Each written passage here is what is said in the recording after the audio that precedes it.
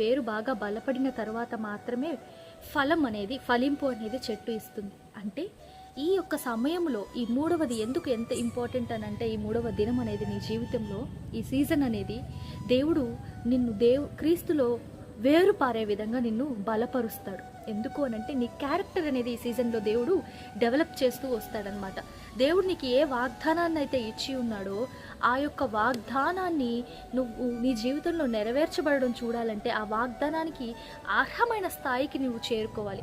ఆ అర్హుడైన వ్యక్తిగా, పాత్రగా దేవుడు నిన్ను నిలబెడతాడు ఈ సీజన్లో.